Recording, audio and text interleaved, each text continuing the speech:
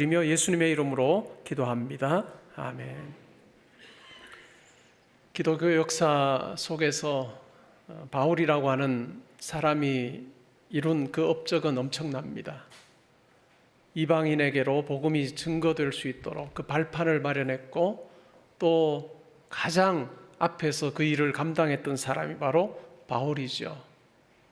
그래서 심지어는 기독교는 바울이 세운 종교다 라고 이야기해서 기독교의 창시자가 바울이다 라고 이야기하는 학자들까지 있기도 합니다.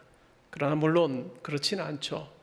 예수 그리스도의 그 사역이 바울에게로 아름답게 이어져서 예수 그리스도의 십자가와 부활 사건을 누구보다 담대하게 선포했던 사람이 바울이라 할 수 있습니다.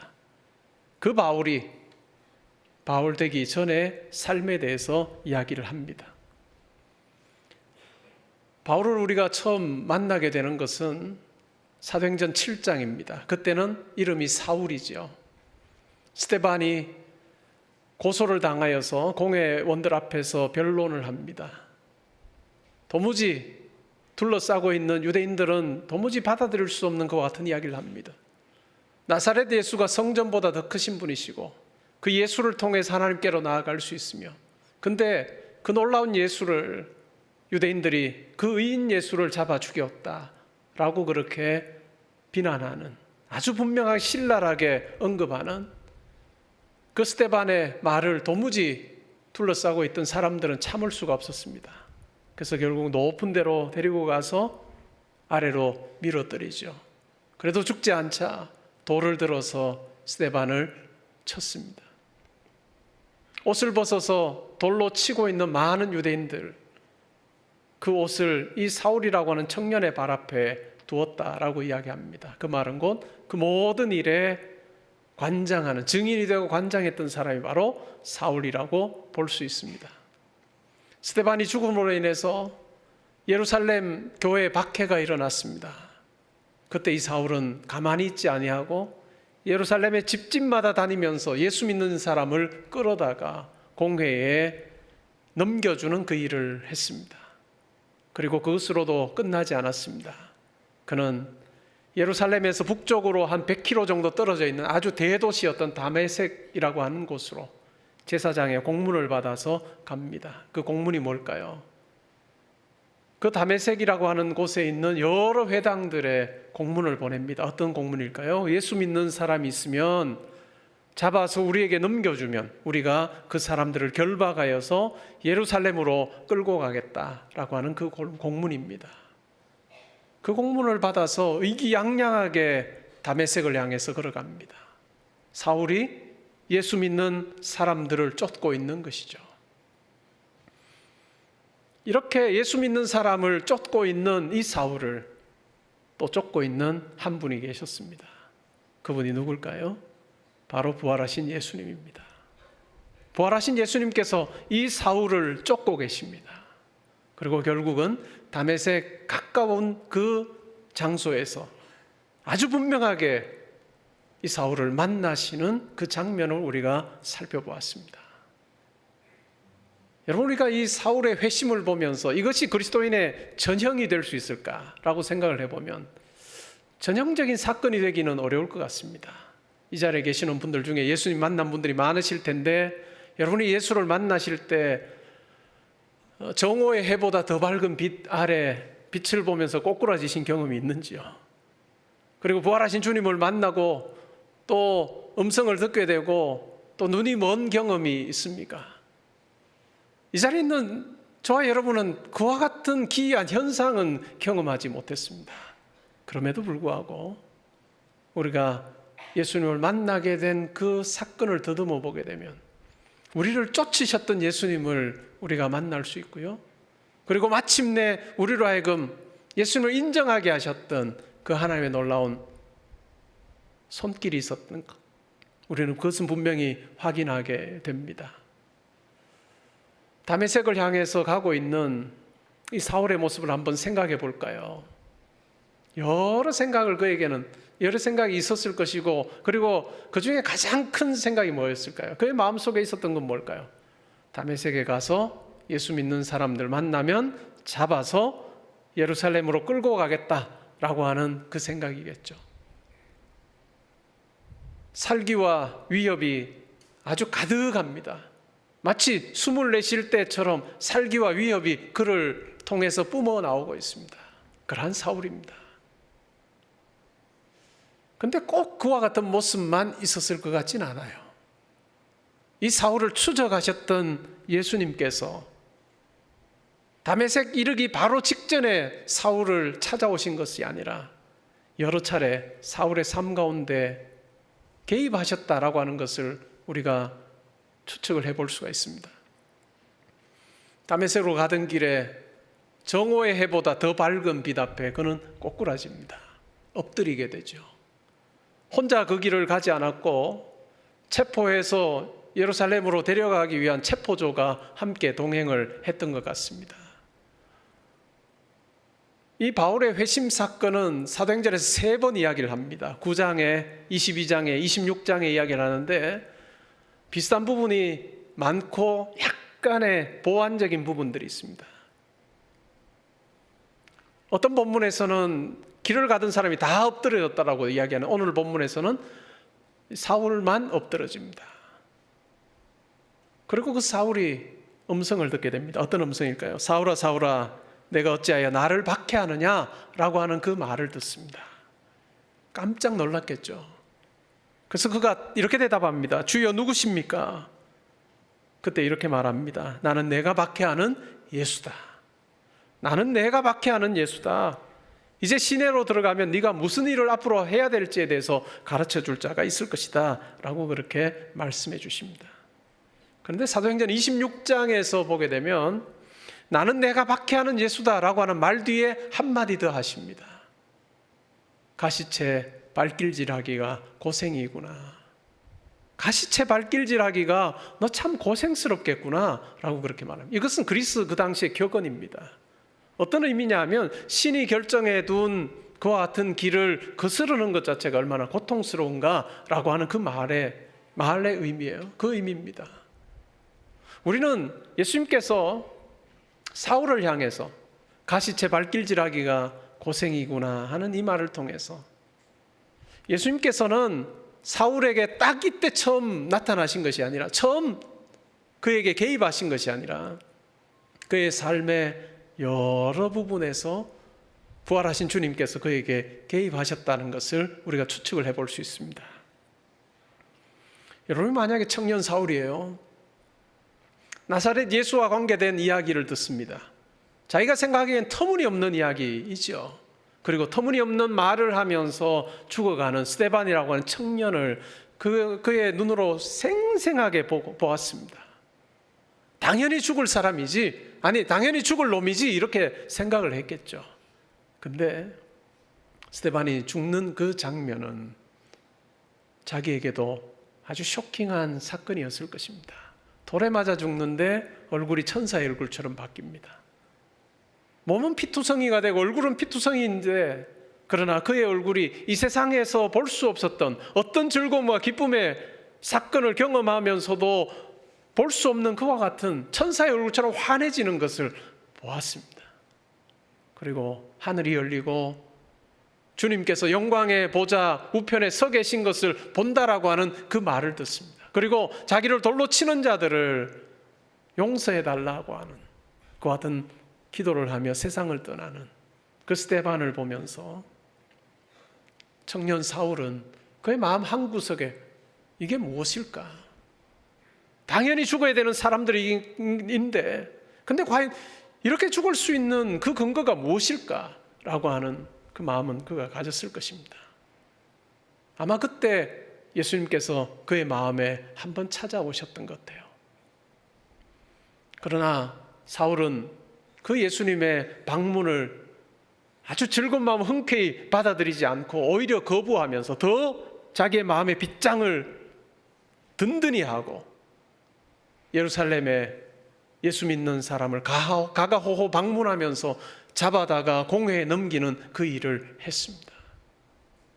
자기 마음속에 문을 두드리고 있는 예수님에 대해서 오히려 더 황당하게 거부하기 위해서 외적으로 그와 같은 일들을 했는지도 모르겠습니다. 그리고 그는 더 나아가서 다메섹이라고 하는 곳으로 예수 믿는 사람들을 잡으러 가고 있습니다. 그가 걸어갔는지 아니면 말을 타고 갔는지 아니면 노새를 타고 갔는지 우리는 정확히 알 수 없습니다. 그러나 그 당시에 100km 정도 되는 거리를 간다라고 하는 것은 꽤 오랜 시간이 필요했습니다. 며칠이 걸렸을 것입니다. 더군다나 같이 누군가와 함께 간다라고 하는 것은 시간을 필요로 했겠죠. 나사렛 예수가 복음을 전했다, 이런저런 이야기를 했다라고 하는 그 갈릴리 지역을 사울이 통과했을 것입니다. 아마 그의 마음속에 예수가 이런 이야기도 했다지, 이런 이야기도 했다는데 말도 안 되는 거지 라고 하는 생각을 했을지도 모르겠습니다. 그렇게 해서 길을 그가 걸어갑니다.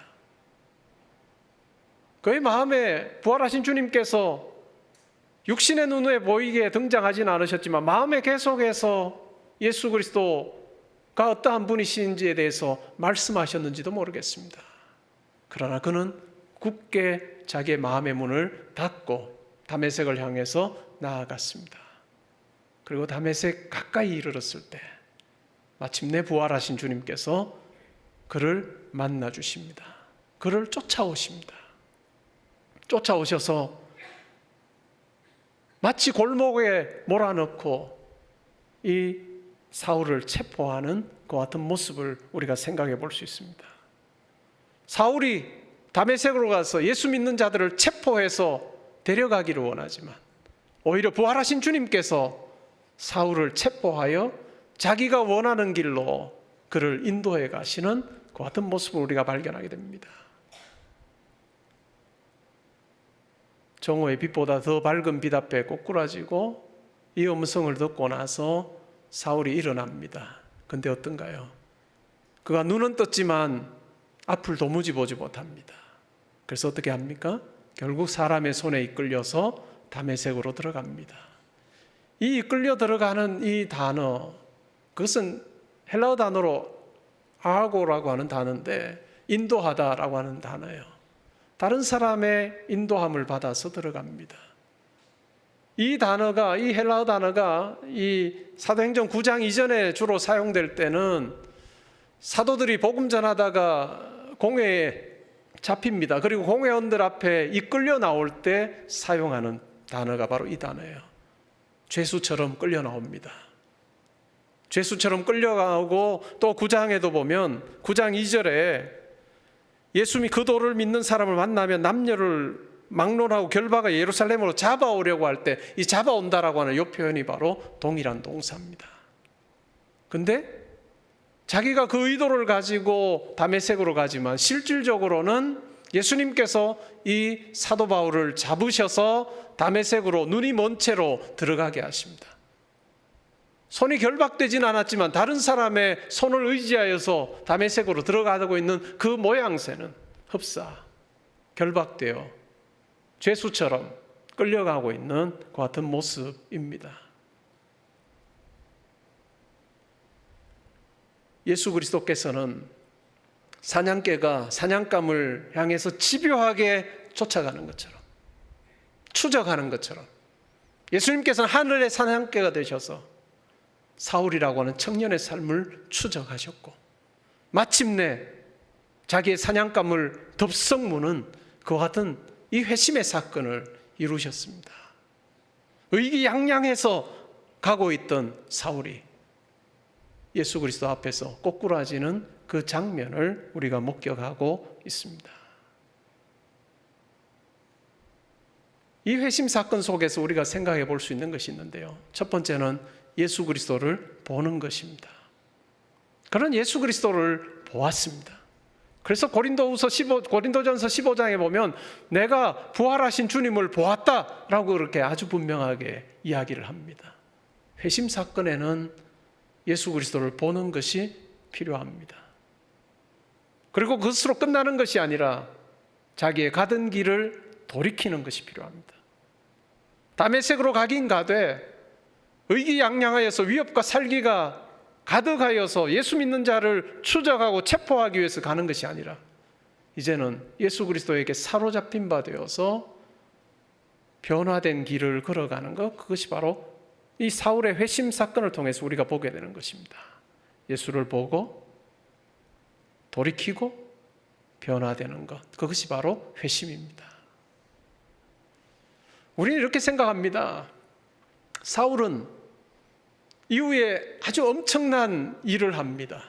이방인의 사도가 되어서 유대인들의 핍박을 받으면서 이방인들에게 율법이 없이도 예수 그리스도 믿으면 하나님 백성 될 수 있다라고 하는 이신칭의의 복음을 아주 분명하게 선언합니다. 많은 핍박을 받았습니다. 그럼에도 불구하고 굴하지 않고 그의 사명을 감당합니다. 그래서 그로 말미암아 정말 엄청나게 많은 사람들이 예수를 믿게 되었습니다. 이전에는 하나님 백성 될 수 없다고 생각했던 이방인들이 율법으로부터 자유로운 복음을 듣고 예수를 믿는 자들이 많이 생겨나게 되었습니다. 예수님께서는 주로 팔레스타인에서 유대인들을 대상으로 복음 전하셨습니다. 하나님 나라를 전하셨습니다. 예수님께서 십자가에 죽으시고 부활하신 이후에는 이 선포자였던 예수 그리스도가 이젠 선포의 대상이 되어서, 선포의 내용이 되어서 사도 바울이 예수 그리스도의 죽으심과 부활을 세계에 있는 많은 사람들에게 복음을 전합니다.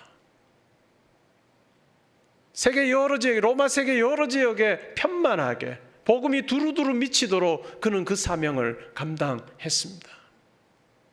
그래서 우리는 그렇게 생각하기 쉽습니다. 이렇게 하나님의 일을 하기에 충분했던 사울이기 때문에 하나님께서는 쫓아가셔서 그를 만나시고 그를 돌이키셨다라고 생각하기 쉽습니다. 그러나 그렇지 않습니다.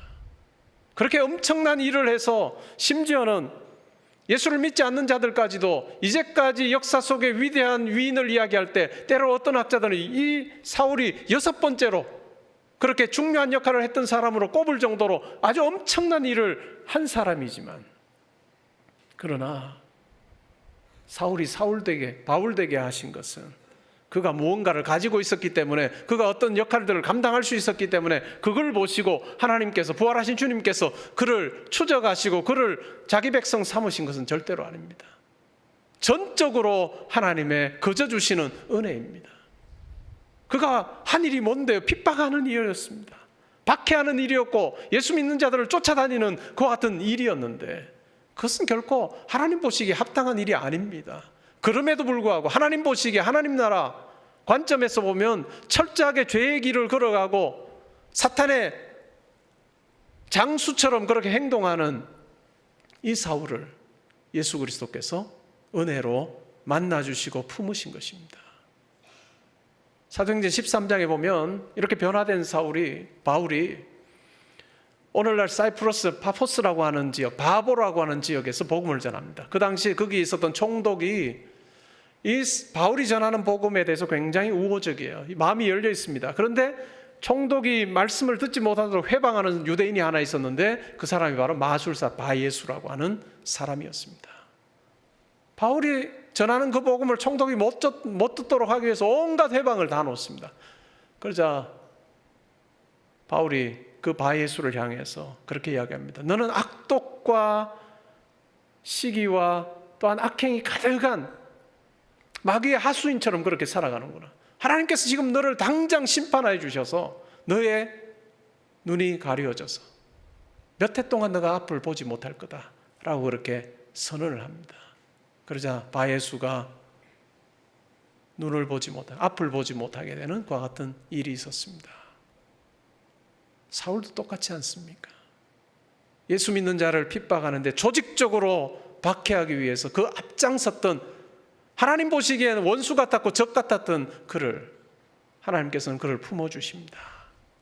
내가 얘를 구원해주면 쓸만하겠구나 싶어서 그렇게 구원하신 것이 아니에요.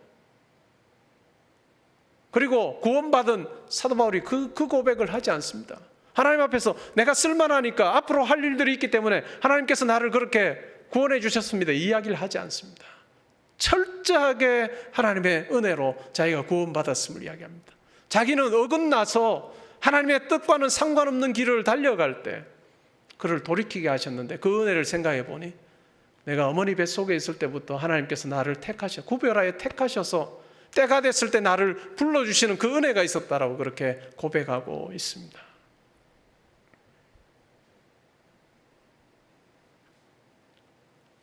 이 단락을 20세기에 아주 유명했던 성경학자이고 또 목회자였던 윌리엄 바클레이라고 하는 분이 있습니다. 영국 분이신데 글라스고 대학의 신약 교수로 한 30년을 그렇게 섬기셨고 또 인근의 교회에서도 담임 목회를 하셨던, 그래서 전 세계적으로 그분이 쓴 책이 많이 읽히고 있는 그런 아주 유명한 분인데요. 제가 그분의 그 강해를 참고를 했는데 요 단락의 제목이 항복입니다. 제목이 항복. 사울이 항복한 장면을 이야기하고 있는 거죠. 여러분, 주님 앞에서 항복하신 적 있습니까? 여러분, 주님 앞에서 언제 항복해 보셨습니까? 그리고 한 번으로 그냥 한 방에 딱 끝내는 것이 아니시고 우리의 인생에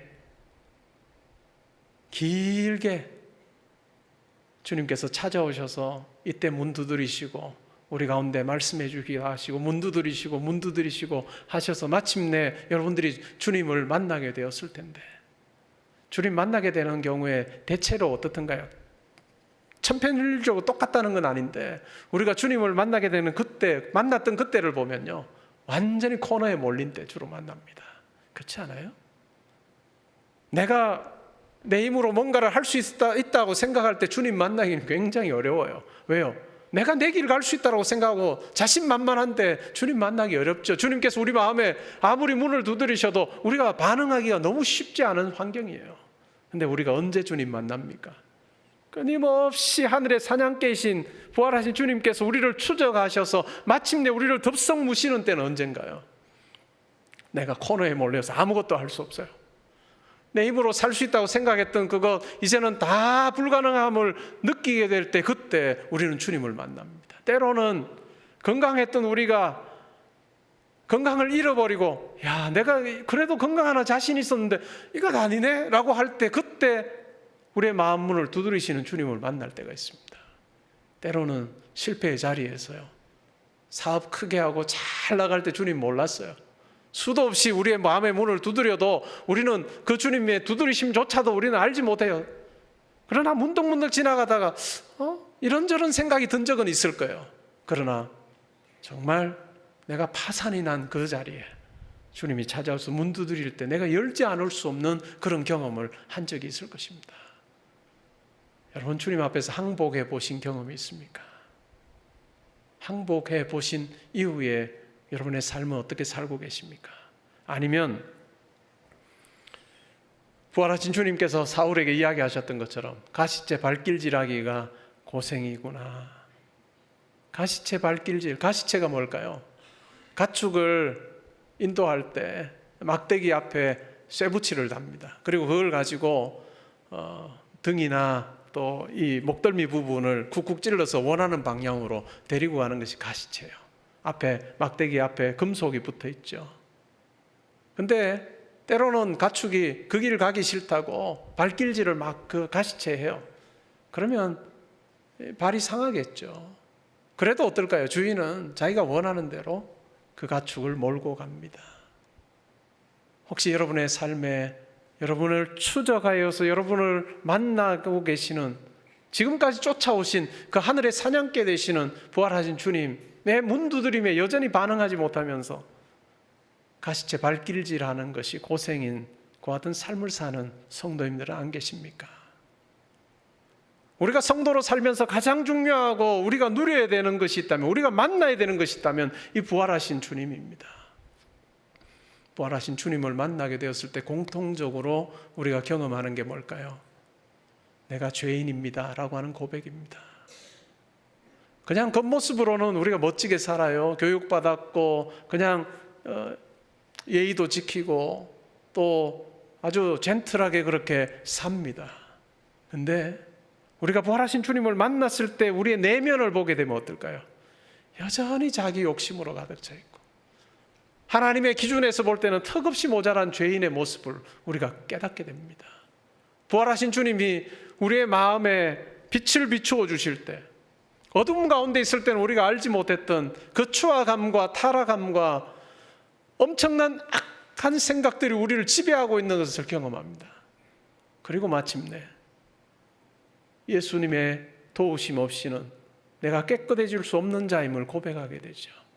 예수 그리스도의 십자가의 그 보혈의 은총 없이는 내가 새로워질 수 없는 자임을 깨닫고 그 부활하신 주님 앞에 엎드리게 되는, 그래서 그 십자가의 은총을 나에게 허락해 주시기를 간구하는 열린 마음 가지고 주님 앞에 있게 되는 경험을 합니다.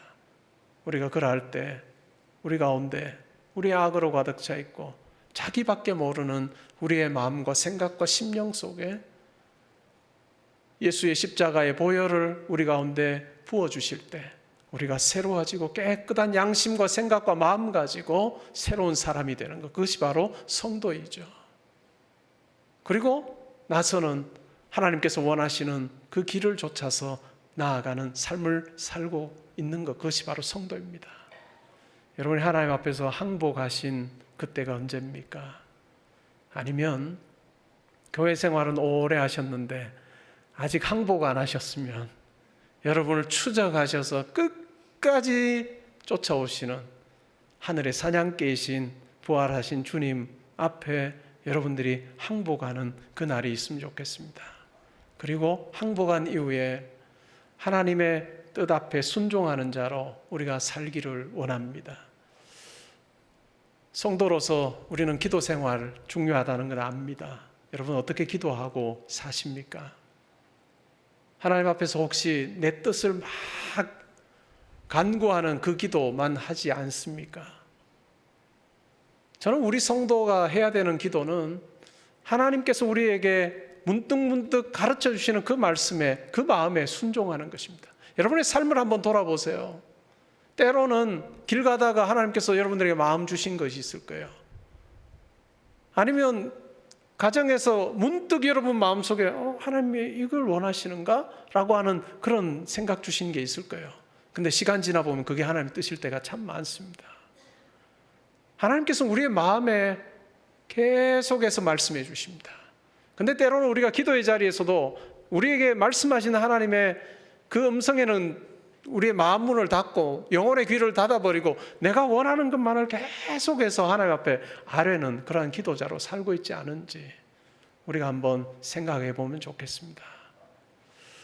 우리의 마음이, 내면이 예수로 인해서 깨끗해지게 된 성도, 새로운 피조물이 된 성도는요, 자기의 마음을 살피는 그 일을 게을리해서는 안 됩니다. 하나님 앞에 나와서 간구하는 2시간의 기도, 3시간의 기도보다도 더 중요한 것이 있다면요, 내 마음을 살피는 거예요. 내 속에 무엇이 있는지를 살피는 거예요. 사람들은 보지 못하지만 나를 지으시고 나를 구원하신 하나님은 보실 수 있는 내 마음 속에 무엇이 있는지를 살피는 것입니다. 우리가 우리 마음을 살필 때마다 우리는 깜짝깜짝 놀라잖아요. 내가 이렇게 여전히 더러운 존재인지, 내가 얼마나 악한 존재인지, 악한 생각을 하고 하나님 보시기에 합당하지 않은 생각을 여전히 하면서 살고 있는 존재가, 여전히 살기와 위협이 등등하여서 이 세상의 것을 쫓아서 다니고 있는 그런 어떤 모습으로 내가 살고 있지 않은지 우리 깨닫잖아요. 그때 우리의 마음을 보게 해주실 때 비로소 우리는 하나님 앞에서 내가 죄인입니다, 내가 죄인 중에 괴수입니다, 이러한 죄인 중에 괴수와 같은 나를 하나님께서 품어주시니 감사합니다 라는 감사의 기도와 회개의 기도가 우리의 삶 가운데서 등장하는 시점이 바로 그와 같은 때인 것 같습니다. 저는 여러분들이 하루 2시간, 3시간 기도 안 해도 괜찮다고 생각해요. 목사님 저 기도 못 하겠어요? 안 하셔도 됩니다. 여러분들이 생각하는 그 기도는 안 하셔도 돼요. 그러나 마음을 살피는 그 기도는요, 무시로 하면 좋습니다. 마음을 살피는 그 기도할 때 하나님께서, 부활하신 주님께서 여러분의 마음에 계속해서 말씀하시는 것을 듣게 될 때 우리는 우리의 길을 가지 않고 예수 믿는 자로 내가 변화됐습니다 하고 우리 길을 가지 않고 주님께서 원하시는 그 길 우리가 걷게 되는 것입니다. 사랑하는 성도 여러분, 우리를 회심케 하신 그 예수 그리스도의 그 사랑과 은혜를 우리가 깨닫고 우리에게 여전히 날마다 말씀하시는 그분의 음성에 귀를 기울이며 우리의 길이 아닌 하나님께서 원하시는 그 길을 걸어갈 때 우리의 삶이 가장 복된 삶이 되리라 믿습니다. 교회 안에서의 우리의 섬김도 그 은혜 위에 이루어져야 될 것입니다. 오늘날 많은 교회들이 성도가 왕이 되는 시대가 되었습니다. 밖에서는 고객이 왕이 되고 교회에서는 성도가 왕이 되는 그런 이상한 시대인데요. 성도가 왕이 돼서는 안 됩니다. 성도가 교회에서 왕이 돼서도 안 되고 자기 삶에서 왕이 돼서도 안 됩니다. 오직 왕이 되실 분은 한 분밖에 없습니다. 우리 생각처럼 길들여지지 아니하시는 전능하신 하나님이, 우리를 위해서 십자가에 자기를 내어주신 예수 그리스도가 또 여전히 우리의 삶 가운데 개입하셔서 우리에게 말씀하시고 감동하시는 성령 하나님이 우리의 왕이 되셔야 하리라 믿습니다. 그리고 우리는 다 그 왕 되신 주님 앞에 무릎을 꿇고 그분의 뜻 앞에 순종하는 자로 살아가는 그 성도가 될 때요, 그러한 모습으로 우리가 교회 생활을 하고 섬김을 할 때 우리의 보동교회가 하나님 보시기에 더 아름다운 교회가 될 것이고, 또 우리의 그 헌신과 섬김도 사람의 박수가 있는 섬김과 헌신이 아니라 정말 하나님이 야, 너 내 마음에 든다, 내 마음에 쏙 들어 라고 하시는 인정하심 있는 그 같은 섬김과 신앙의 삶 되리라 믿습니다. 사랑하는 성도 여러분, 이왕 우리가 믿음의 길을 갈 바에야 정말 하나님께서 인정해 주시는, 하나님께서 흡족해 하시는 그 길 가기를 원합니다. 여러분의 내면을 살피시면서 점검하시고, 예수님 만나신 분들은 예수님께서 원하시는 그 길 따라 걸어가시고, 아직 가시째 발길질하여 고생인 분들은 이제 고생 끝내시고 예수님 만나시고 그분과 함께 동행하는 정말 멋진 이 땅에서의 여정 되시기를 주님의 이름으로 축복합니다.